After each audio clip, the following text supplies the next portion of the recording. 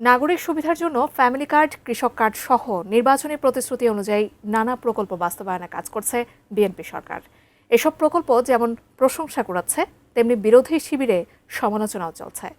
এবার এইসব প্রকল্পের কটাক্ষ করে প্রধানমন্ত্রীর কাছে চাঁদাবাজ ও দুর্নীতি বিরোধী কার্ড চাইলেন এনসিপির মুখপাত্র আসিফ মাহমুদ। বিস্তারিত জানাচ্ছেন ত্রিবেণী তনু। আমাদের মাননীয় প্রধানমন্ত্রী একটাই সমাধান দিচ্ছেন, কার্ড। চাঁদাবাজি এবং আমরা ক্যাম্পাসগুলোতে দেখছি সন্ত্রাস। তো এর থেকে মুক্তি পাওয়ার জন্য আমাদেরকে একটা সন্ত্রাস বিরোধী কার্ড আর একটা চাঁদাবাজ বিরোধী কার্ড যদি দিতেন। প্রধানমন্ত্রী তারেক রহমানকে উদ্দেশ্য করে জাতীয় নাগরিক পার্টির মুখপাত্র আসিফ মাহমুদ সজীব ভুঁইয়া বলেছেন, দেশের যে কোনো সমস্যার সমাধানে আমাদের প্রধানমন্ত্রী একটাই কাজ করছেন, সেটা হচ্ছে কার্ড।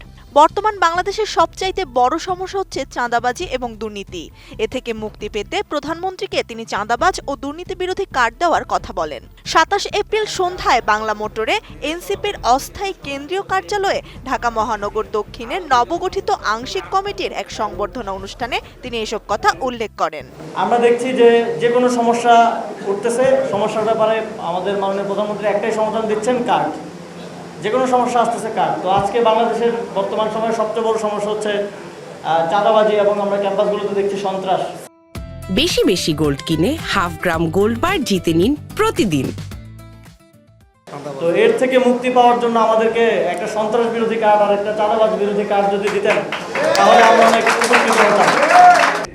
অনুষ্ঠানটিতে দেশের বর্তমান অস্থিরতা ও সরকারের প্রশাসনিক দুর্বলতা নিয়ে কড়া সমালোচনা করেন এনসিপি মুখপাত্র আসিফ মাহমুদ সজীব ভুঁইয়া। আমরা এই সরকারকে একইভাবে জনগণের জনরায় বাস্তবায়নে যেমন ব্যর্থ হতে দেখছি, একইভাবে প্রশাসনিকভাবেও ব্যর্থ হতে দেখছি। এনসিপির রাজনৈতিক অবস্থান স্পষ্ট করতে গিয়ে আসিফ মাহমুদ জানান, তাদের দলের দরজা সাধারণ মানুষের সেবায় সবসময় উন্মুক্ত। তবে গণহত্যাকারী, ফ্যাসিবাদের সহযোগী কিংবা সন্ত্রাস ও চাঁদাবাজদের জন্য এই দলে কোনো জায়গা নেই।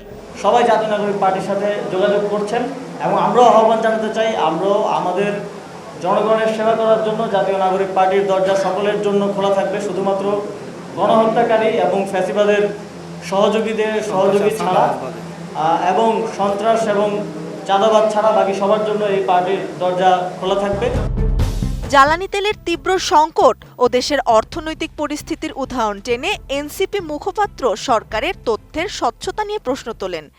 ইতিহাসের সর্বোচ্চ লম্বা লাইন আমরা পেট্রোল পাম্পগুলোতে দেখছি। একদিকে আমরা দেখছি যে 20,000 কোটি টাকা ছাপানো হচ্ছে, তাদের যেই ইকোনমিক সেক্টরে তাদের যে ক্রাইসিস সেটা মোকাবিলার জন্য, কিন্তু তারা সেটাকে বলছে যে এটাকে ছাপানো বলা যাবে না। তাহলে এটাকে কি বলা যায়? এটাকে ফটোকপি অথবা অন্য কিছু হয়তো আমাদেরকে বলতে হবে, ভাষা পরিবর্তন করতে হবে। একই সঙ্গে 20,000 কোটি টাকা ছাপানোর বিষয়টিকেও ভিন্ন নামে সংজ্ঞায়িত করার চেষ্টাকে তিনি হাস্যকর বলে অভিহিত করেন।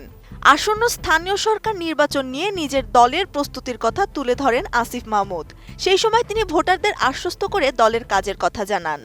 এবং ওই জায়গা থেকে জাতীয় নাগরিক পার্টি নিজেদেরকে একটা শক্তিশালী রাজনৈতিক দল হিসেবে গড়ে তোলার জন্য কাজ করছে এবং সারা দেশে আমাদের যে সমর্থন এবং ভালোবাসা আপনারা আমাদেরকে দেখিয়েছেন, সেটাকে আমরা আমাদের সাংগঠনিক শক্তিতে, রাজনৈতিক শক্তিতে রূপান্তরের জন্য কাজ করছি।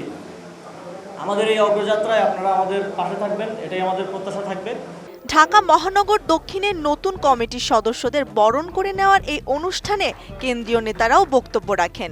বক্তারা আগামী দিনে রাজপথের আন্দোলন এবং জনগণের মৌলিক অধিকার আদায়ে আরও সক্রিয় হওয়ার অঙ্গীকার ব্যক্ত করেন। ত্রিবেণী তনু, ATN নিউজ।